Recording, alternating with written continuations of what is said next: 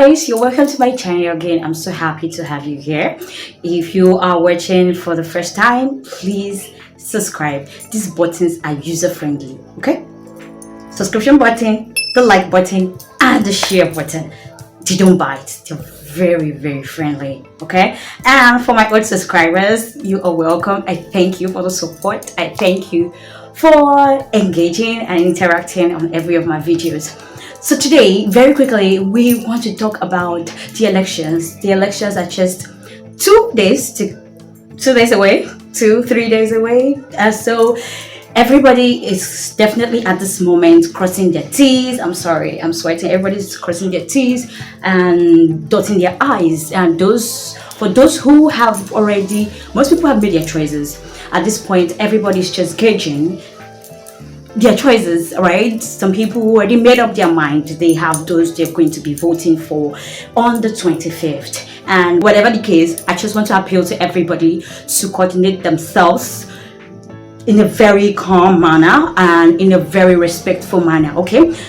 Voting and engaging or participating in the electoral process of our nation does not cause for violence. Please say no to violence. All you need to do is go to your polling unit on that day, vote, ensure that your vote is counted, and go home. Please, let's not try to intimidate anybody. Let's not try to use abusive words against anybody. Do not campaign. That is not the day for campaign, which is why I am coming out today to do this video at least the last minute wrap up for whatever thing that you have in mind that you're already thinking and doing. This is last minute wrap up. So quickly, today I'm discussing about four common sense questions that everybody who will be voting on the 25th should ask themselves.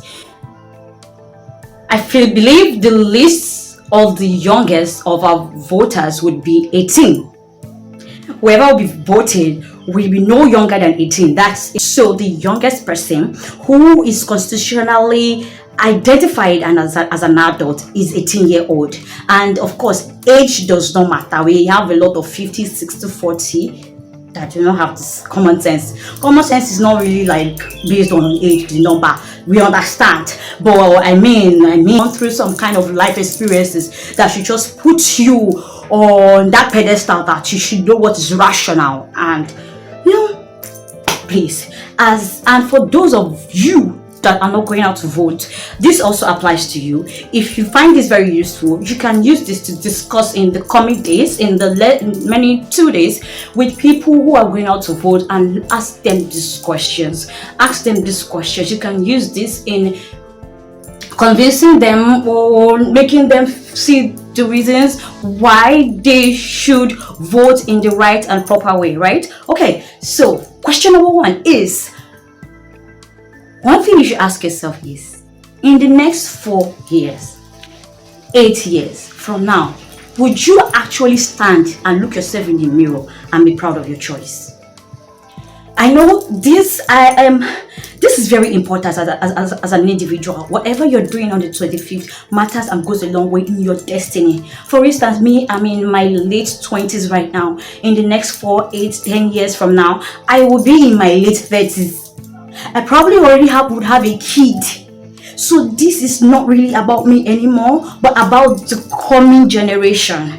So you have to begin to look at yourself that in the next 30 years from now, would you look back to year 2023 and say, I can stand surely that I made the right decision. I am proud of myself. Now, I remember a couple of people that voted during the 1993 election, the Abiola era and all of that. Even though the outcome was not what a lot of people expected, people that we saw that voted in that election can stand till tomorrow, any day, and say they beat their chest that they did the right decision to vote. So that is it. I mean, your candidate eventually might not win, but the question is, whatever choice you are making, would you actually stand and say, I made the right choice? Think about this deeply, guys. Question number two. Removing your family name, your affiliation, your renowned status, and whatever.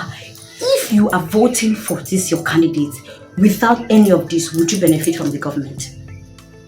Because I've heard a lot of argument, a lot of people that say that they are voting this person because they feel indebted to this person. They've helped a sick family member before, they funded their education, they helped their career or their ministry. And I know it is in human nature to pay debt. It's in the human nature to want to pay back favor. That is very rational, that is very logical. It's in the human nature. You cannot go against that. So when people say, why would you think about yourself before voting? Why would the person think about themselves before voting? Whoever I'm choosing on the 25th is because I think of me. I will think of me first, Falashade, if I think of Yavisika down the street.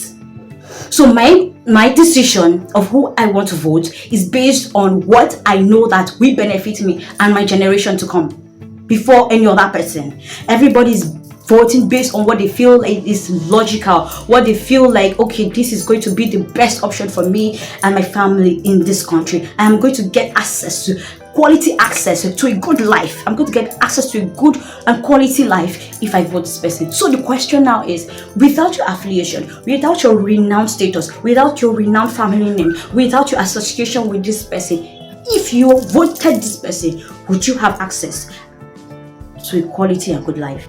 Will your children have access to equality and good life? Will you benefit from this government? Question number 2. Question number 3. A lot of people come and say, this person is old. Why would you vote for an old person? My dear, the world is ruled by old people. Have you not seen? The Pope is old. King Charles, King of England, is old. US President is old. Everybody is old.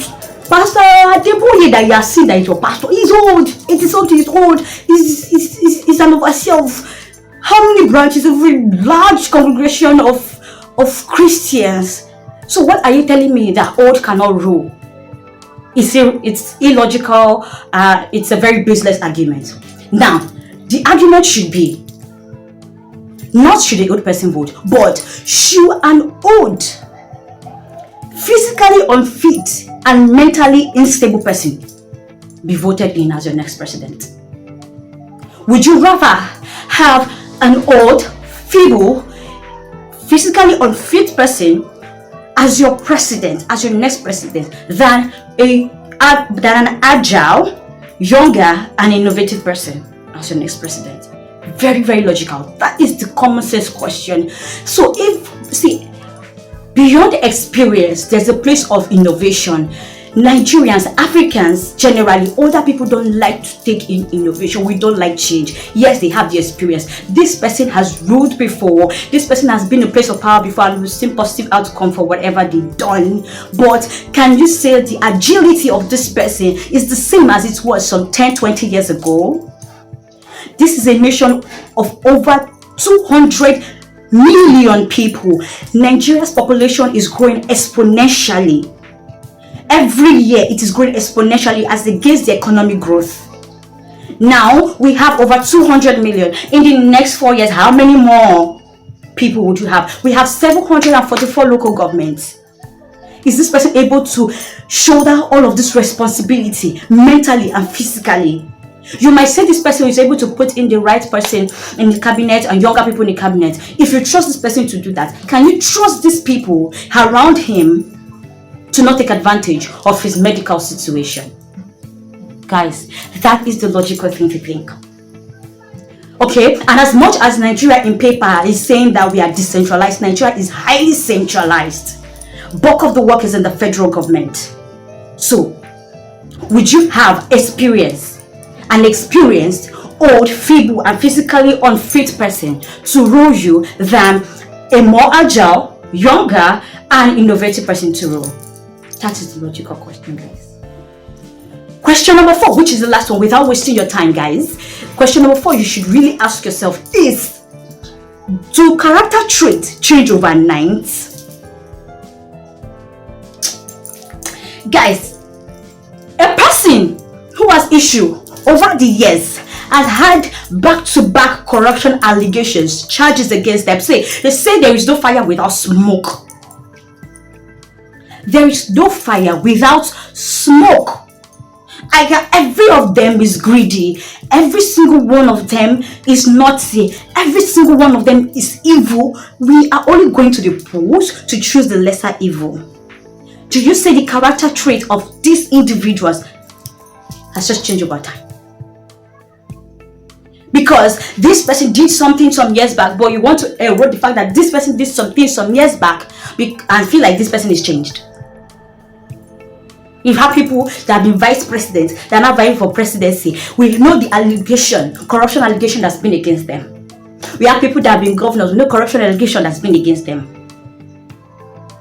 So do you want to tell me that in a couple of years they've changed?